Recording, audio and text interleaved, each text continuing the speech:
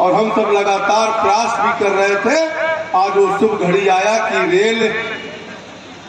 Rail की भूमि का अधिग्रहण हुआ और अपने कुछ साथियों को हमने चेक वितरित करके उसका शुभारंभ भी किया। अभी विधायक जी कह रहे थे कि पत्रकार साथियों का एक ही सवाल होता है और निश्चित तौर से कि सांसद जी रेल कब आएगी, जबकि महाराजगंज मुख्यालय की जनता का कभी मांग नहीं रहा है। लेकिन जब 99 में अटल बिहारी वाजपेयी की सरकार बना तो उस समय सांसद में हार गया था, मैं सांसद नहीं था 99। फिर भी सांसद ना रहते हुए भी क्षेत्र के प्रति जो लगाव था, क्योंकि सरकार दिल्ली में अटल बिहारी वाजपेयी की बनी थी, उस समय से ही मैंने प्रयास शुरू किया था। और आप सबको ध्यान होगा कि 2000 में ही सबसे पहले रेलवे का सर्वे का बजट महाराजगंज में आया था। और लगातार प्रयास करने के बाद, क्योंकि रेल का प्रोजेक्ट बहुत आसान प्रोजेक्ट नहीं होता, और लगातार मैं लगातार लगता रहा, ताना भी सुनता रहा, विरोधियों का आलोचना भी सुनता रहा, लेकिन मैं पीछे नहीं हटा। और पिछली सरकार में भी सफलता से मैं चंद दूरी पर रह गया था, नहीं तो शायद पिछली चुनाव के पहले ही इसका शिलान्यास हो गया, डेट भी आ गया था, लेकिन कुछ तकनीकी कारणों के नाते स्वीकृति नहीं हो पाई। और जो विधायक जी भी बता रहे थे ना, क्योंकि भारत सरकार जो प्रधानमंत्री नरेंद्र मोदी जी का जो सोच है वो केवल राजनीतिक सोच नहीं है, देश का कैसे विकास हो, देश की कैसी व्यवस्था ठीक हो, गरीबों का कैसे कल्याण हो, उसको ध्यान में रख करके देश के विकास की गति वो बढ़ा रहे हैं। और प्रधानमंत्री जी ने एक नाम तय किया है कि हमारे पास जो पहले राजनीतिक घोषणाएं हुआ करती थी, आप देखते होंगे कि पहले रेल बजट हुआ करता था अलग से, और रेल बजट के दिन दूसरे दिन अखबारों में तमाम घोषणाएं हुआ करती थी।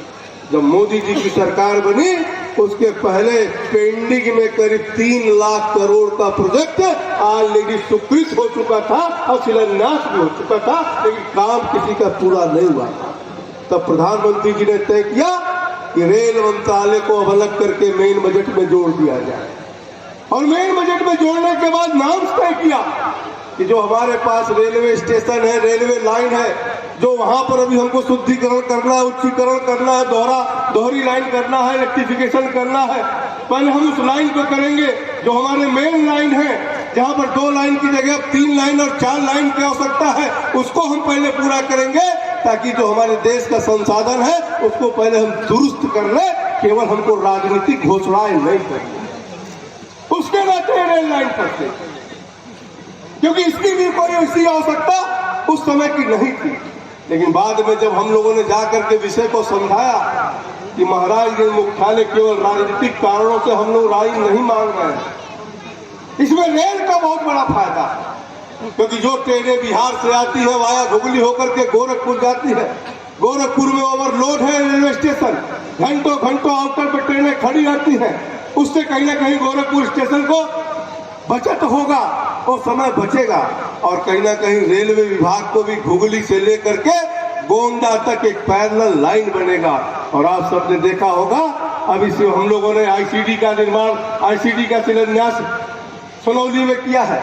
और आईसीडी बनने के बाद जब हल्दिया से सीधे ट्रेनें, बुश ट्रेनें आएंगी और कंटेनर लेकर नेपाल तक जाएंगी, उसके लिए भी महत्वपूर्ण लाइन मानी जा रही है, घुगली से लेकर के फरेदा तक की।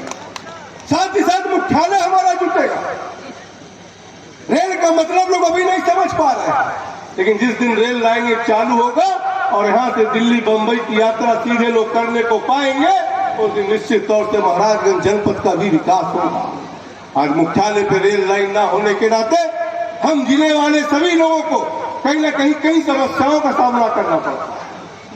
खाद का रैक हमारा गोरखपुर करता है, कोयले का रैक हमारा गोरखपुर करता है, सीमेंट का रैक हमारा गोरखपुर करता है। और अगर कभी शॉर्टेज होता है तो गोरखपुर वाल देने में कहीं ना कहीं महाराजगंज के साथ कटौती करते थे, इसका भी लाभ हमको मिलेगा। और कहीं ना कहीं महाराजगंज आज बहुत जल्द ही जुट चुका है, पूर्ण होने के बाद और कायदे से जुटेगा। हिंदुस्तान के रेल के नक्शे में अब महाराजगंज का भी नाम जुटने वाला मित्रों, इसलिए आप सबको मैं बहुत बहुत बधाई देता हूँ और मैं धन्यवाद देना चाहता हूँ। ये सफलता जो मैं प्राप्त कर पाया आपके आशीर्वाद सहयोग के बल पर, क्योंकि आप सब लोगों ने अपना आशीर्वाद सहयोग लगातार हमको नहीं दिया होता तो आज मैं यहाँ भारत सरकार के मंत्री के रूप में नहीं खड़ा होता। उसके लिए मैं आप सबका भी कोट कोट नमन करता हूँ, वंदन करता हूँ।